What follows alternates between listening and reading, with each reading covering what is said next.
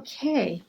Um, my name is Julia Buehl, and I have homeschooled our two children for 15 years from kindergarten through 12th grade graduation.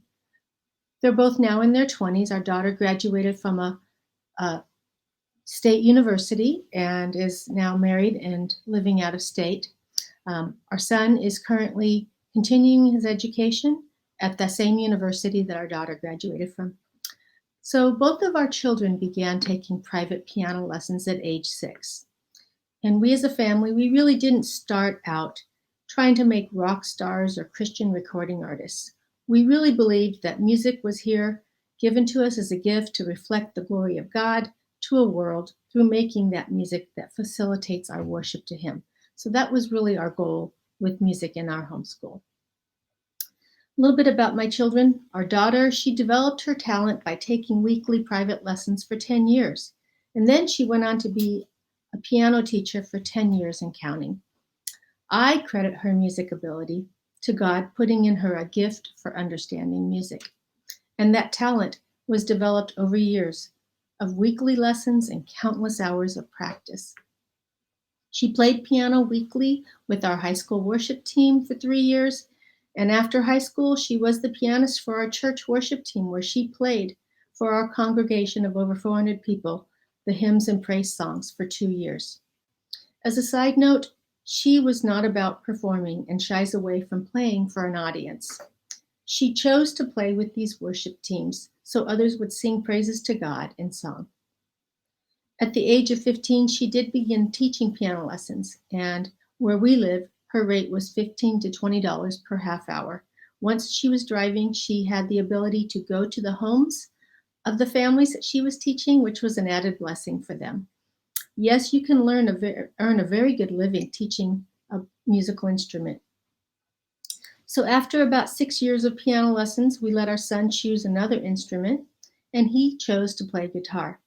And he had applied what he'd learned in music theory and piano to the guitar. He had auditioned for our high school worship team, and where he played there for 3 years and really enjoyed that. I would say that he developed his talent, but he was not gifted in music like our daughter was. So depending on the age of your children, you can include music in your homeschool in a variety of ways, and not just go through private lessons, which is the primary way we chose for our children. But first, let's talk about the importance of music in education. There are 10 benefits that I am going to talk about very quickly that just really helps your children. Music teaches patience. It creates responsibility. It improves their reading skills. It exposes them to new cultures. Enhances coordination. Promotes math skills. Encourages self-expression. Increases memory capacity. It aids in social skills, and it gives your children an alternative to other free time activities. So how does music help brain development? Well, researchers have found there's a correlation between music education and better academic achievement, which was most significant for students who practiced a musical instrument. These findings suggest that the skill set required to master playing a musical instrument transfers to other types of academic learning. The student has to learn to read music notation, to develop hand-eye coordination. They develop keen listening skills. They develop team skills playing in an ensemble. And they develop a discipline to practice and become very accomplished at that instrument. All of those learning experiences and more play a role in enhancing a learner's cognitive capabilities and executive functions. It motivates them to learn in school, and the confidence in their ability to exert control over one's own motivation, behavior, and social environment. And what this means is as a child succeeds at a task, that feeds their beliefs that they can succeed at more complex tasks based on past success. So what age should you start formal learning? A child can start formal music lessons as early as 3 years of age. on an instrument such as a violin. But most piano teachers would recommend that a child be able to recognize their alphabet and read simple words. Another guide is when a child can tie their own shoes. But every child is different. One of my children took 1 month of lessons at age 5 and was not ready, so we waited a year. And at age 6, that child was then ready to pay attention to the music teacher and practice for 30 minutes a day. Just a note on practice, it can be broken up into 2 15-minute sessions or 3 10-minute sessions. And studies have shown that taking these breaks allows the practiced skill that needs to be recalled at a later time to become more permanent memory more quickly. So there's no upper age limit to start to learn an instrument. You can begin your teenagers for the first time learning an instrument. As a matter of fact, one of my daughter's music teachers, who was her favorite teacher and most accomplished, didn't even take her first piano lesson until she was 13 years of age. By the time she was 17, she was teaching my daughter how to play in a worship team and music theory by showing her on the piano what the chord progressions looked like. And this was a very gifted person in music. And she used her own personal giftedness also in the worship team at our church and later at the church that she moved to when she married. So I also learned to play the piano when I was in my 30s. And prior to that, I'd played other instruments, but nothing as hard as the piano. So even as an adult, we can learn these skills. So voice lessons is another part of music in your homeschool. Children of all ages can learn to sing from when they can talk. You can start them young by teaching your children the words to the songs that are sung in church. And you can add the hand and body motions to help remember the words. See if you can get a list of songs from your church before Sunday and practice as a family at home. Our family owns an old hymnal like this, and you can also ask your church if they have some that they're giving away, or you can go to an old used bookstore and see if you can find one. And these are good to have around the house so that you can practice songs as a family. You can also purchase one from a Christian book supplier for around $20. So should you invest in music lessons for your child? Well, here are some guidelines for parents. Start with singing groups such as a children's choir. Consider starting formal voice lessons after the age of 10, but your child could benefit from a few private voice lessons before auditioning for a musical or a talent show or a community choir. So count the cost. Music lessons take time and money. Be sure that you are willing to invest in this for the long haul. Typical costs for weekly lessons in our area began at $15 for a half hour, but you can get creative in bartering for private music lessons. My daughter at age 16 needed a math tutor, so we found a friend who was a college student and very good at math who came to our house once a week and tutored her. And then for the balance of that hour she was here, my daughter would teach her to play the piano. You can seek out a music teacher who may want you to clean her house while she teaches your children or prepare dinner. You can look into online courses, although I don't think this is an ideal long-term way to learn an instrument. It may help at some point even just to get started. You can even look into video sharing sites that give free music lessons. I learned to play the ukulele this way just by going on YouTube, and there's so many free tutorials out there, and it was a fun way for me just to learn a new instrument. So learning a musical instrument, even if mom or dad can't play one, you don't need to have the gift of music in order for your children to do this. The first thing you'll need to do is to select the instrument your child will play. Most common are piano or guitar, violin, there's woodwind instruments, there's brass instruments. There's so many choices. The flute or the harp are also ones I've known homeschool families to choose. Just depends on what type of music teachers you can find in your area. And that's the next thing you need to do, is to find an instructor. Well, how do you go about that? You can ask your friends for recommendations. You can look online for private teachers or music schools. A private teacher can be less expensive than the music school because they don't have to pay the overhead for the building that they teach your child in. They either teach you in their home studio or they will come to your home to teach your child. So don't be afraid to change instructors if the one you have is not working for your child. You'll need to purchase or rent an instrument. Look for used instruments to purchase directly from a private party. This will be your most cost-effective way. But buy the best that you can afford and upgrade later to a better instrument when your child is vested in pursuing that instrument or attains at least an intermediate level. The quality of an instrument will affect their progress. When it comes to piano, I highly recommend a real piano or an electronic piano with weighted keys rather than a keyboard. The keyboard usually has less than the 88 keys, and it has a very different feel and sound to it, and that can really discourage some students in their practice. You need to set a time each day for practice, and you need to stick to it. The motivation for your child to continue in music will mostly come from you in the very beginning. To expect a child just to desire it and excel can really lead to some disappointing results. So I would say if you want your child to be good at that instrument, you will be sure that they practice every single day so that they will excel. When to quit music lessons?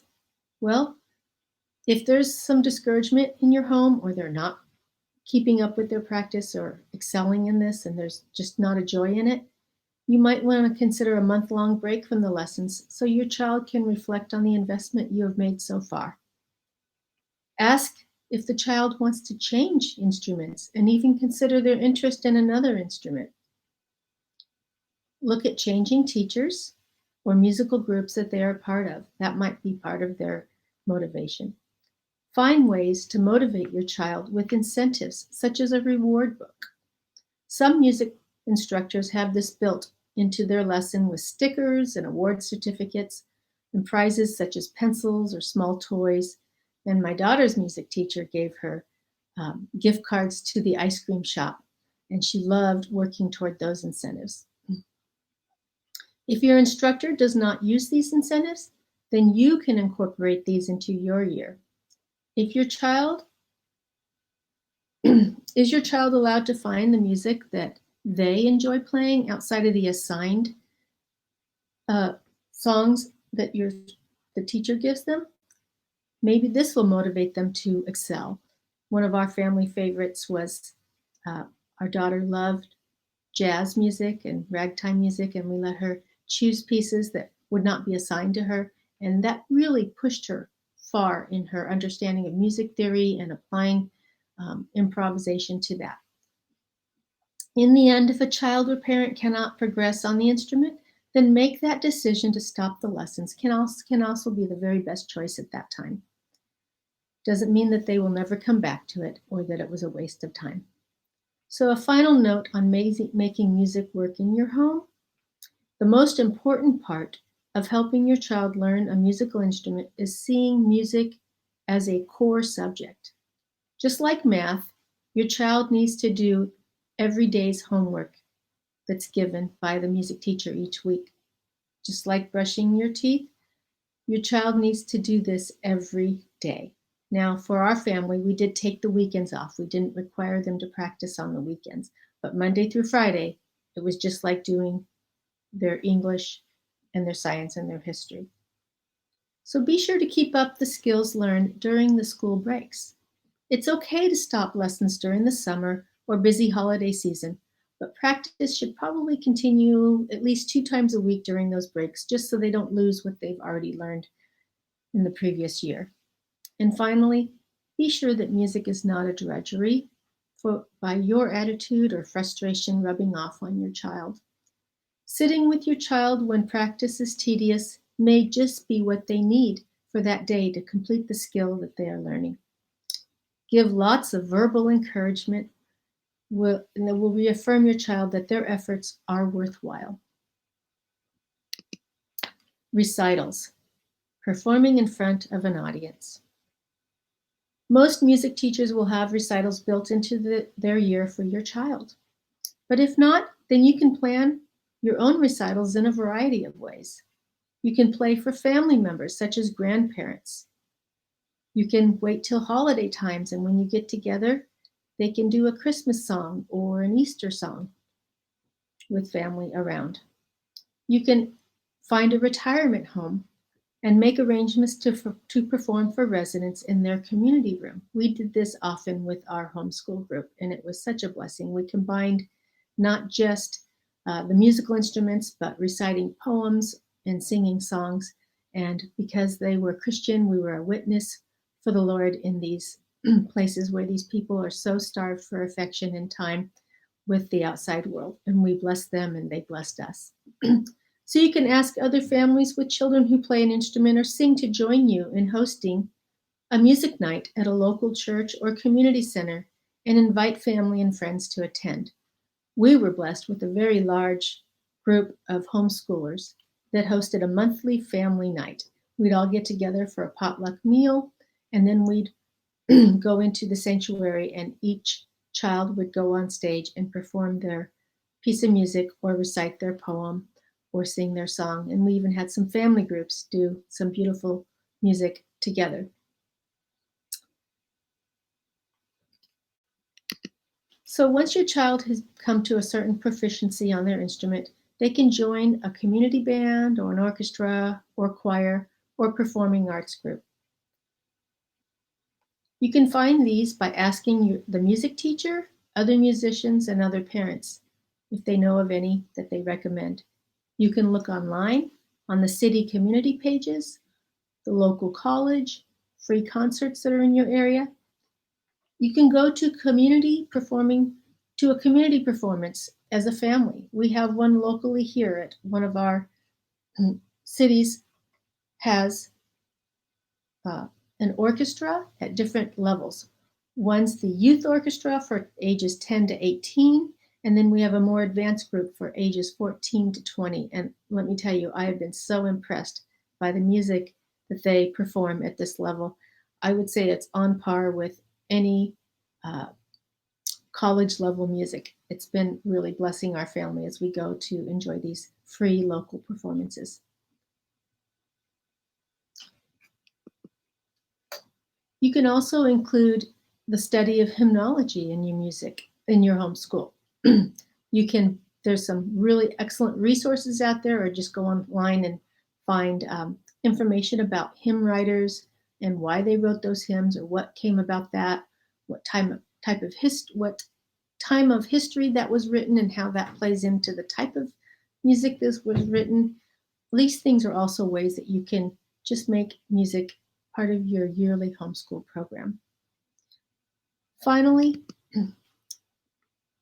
you can make music in your homeschool as something for life. No matter how your approach to music in your homeschool is, whether it be vocal or with an instrument, the ideas and skills learned are lifelong. It will never be a waste of time and can even turn into a career for some through being involved in church worship team, a choir, performing for weddings or funerals, teaching the instruments that they've learned, or just being able to sing better in church for worship to God.